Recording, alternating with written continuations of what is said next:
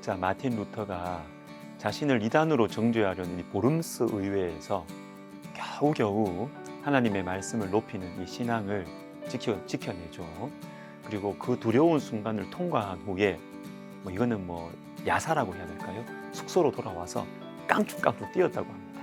내가 해냈다.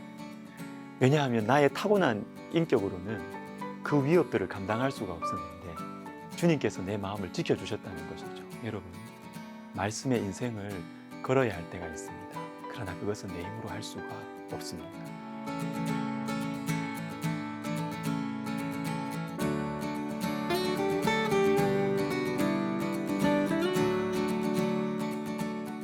두 가지를 보겠습니다. 먼저는 말씀의 인생을 걸어야 할 때가 있다는 것이죠. 다니엘은 왕의 조서를 거역하고 예루살렘을 향하여 기도하고 결국 사자굴에 던져집니다. 근데 꼭 이렇게 기도해야 됩니까? 이 다니엘의 기도를 이해하기 위해서는 역대하 6장 28절과 29절을 보실 필요가 있습니다. 예루살렘 성전을 완성한 솔로몬에게 하나님께서 주신 기도인데요.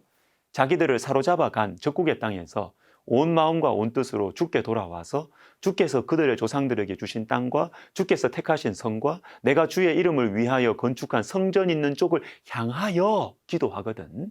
주는 계신 곳 하늘에서 그들의 기도와 간구를 들으시고 그들의 일을 돌보시오며 주께 범죄한 주의 백성을 용서하옵소서. 이 말씀 때문입니다. 이 말씀. 다니엘은요, 이 말씀 때문에 자기의 생명, 인생을 던진 것이죠. 여러분, 말씀의 인생을 던져야 할 때가 우리 가운데 있습니다.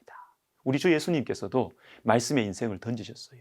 예수님께서 이 땅에서 사신 인생을 한마디로 말하면 말씀 인생이었어요. 특별히 마태복음을 보시면 예수님께서 어떤 행동이나 말씀하실 때 말씀을 이루려 하심이라는 표현이 자주 나옵니다. 특히 마태복음 26장 53절과 54절을 제가 읽어드릴게요. 너는 내가 내 아버지께 구하여 지금 12군단 더 되는 천사를 보내시게 할 수 없는 줄로 아느냐? 내가 만일 그렇게 하면 이런 일이 있으리라 한 성경이 어떻게 이루어지겠느냐. 예수님을 잡아 십자가에 못 박으려 했던 사람들이 왔어요. 베드로가 칼로 저항했죠. 이때 주님께서 어떻게 말씀하십니까? 나는 이 사람들을 제압할 힘이 있다. 이 상황을 해결할 능력이 나에게 있다. 그러나 그것보다 나에게 더 중요한 것은 하나님의 말씀을 이루는 것이다. 예수님께서는 말씀의 인생을 던지셨습니다. 사랑하는 여러분, 말씀의 인생을 한번 던져봅시다. 그러면 하나님 책임지십니다. 내 인생을 내가 계획하고 내가 컨트롤하면 내가 책임져야 됩니다. 그러나 말씀의 인생을 던지면 하나님께서 책임지십니다. 내가 책임지는 인생 피곤합니다. 염려가 끊이지 않습니다. 평안이 없습니다. 그리고 우리 자신은 점점 더 세월이 갈수록 약해지잖아요. 말씀의 인생을 던지는 것이 지혜입니다. 한 가지 더 생각해 봅시다. 다니엘의 감사입니다. 10절 마지막을 보시면 하루 3번씩 무릎을 꿇고 기도하며 그의 하나님께 감사하였더라.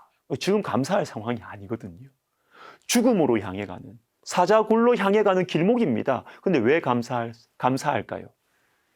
내 연약한 이 마음에도 불구하고 말씀의 인생을 던질 수 있어서 너무 고마운 거예요. 너무 감사한 거예요. 불안함과 두려움이 있었지만 순종의 자리, 말씀의 자리, 주님과 함께하는 이 자리를 내가 피하지 않을 수 있어서 감사했던 것입니다. 사랑하는 성도 여러분, 주님과 함께하는 자리에 있는 것이 저와 여러분의 감사의 제목이 되면 좋겠습니다. 내가 잘 돼서 감사하고 내가 살아나서 감사한 것도 좋지만 주님의 말씀의 자리를 떠나지 않게 된 것을 감사하면 좋겠습니다. 우리 인격으로, 우리 의지로 되는 게 아니거든요.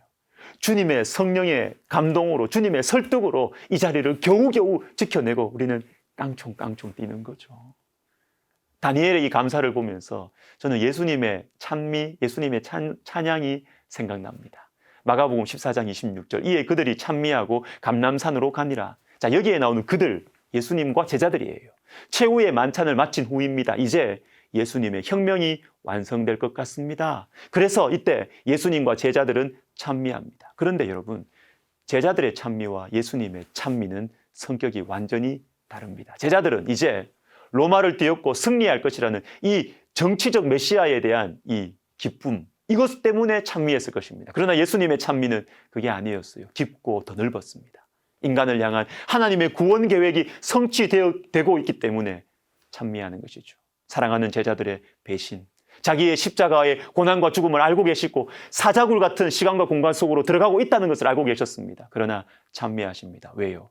하나님의 그 오랜 사랑과 구원의 계획이 조금 있으면 이루어지기 때문입니다. 제가 대학생 때 많이 불렀던 찬양 중에 오 사랑의 목자 예수라는 곡이 있습니다.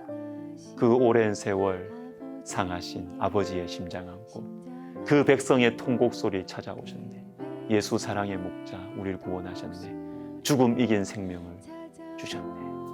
자, 여러분 그 오랜 세월 상하신 아버지의 심장 안고 하나님 아버지는 우리를 사랑하시고 우리를 참으시고 기다리시면서 오랜 세월 심장이 상하셨어요.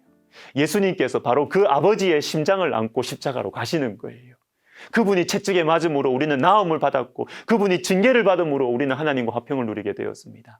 예수님의 찬미는 하나님의 말씀을 이루는 감사의 표현이었습니다. 말씀의 인생을 거는 사람들, 말씀의 자리를 지키다가 사자굴에 던져지는 사람들을 보면 때로는 미련하다는 생각이 들지 않습니까? 그러나 여러분 그곳이 안전합니다. 말씀의 자리, 말씀의 인생을 거는 자리는 하나님께서 함께 하시는 자리이고 하나님께서 책임지시는 자리인 것입니다. 기도하겠습니다. 하나님, 저희의 힘으로 할 수가 없습니다. 말씀의 인생을 거는 그 자리, 주님 도와주셔서 우리가 그 자리에 있어서 우리도 다니엘처럼 그리고 예수님처럼 감사하고 찬미하게 하여 주옵소서. 예수님의 이름으로 기도하옵나이다. 아멘.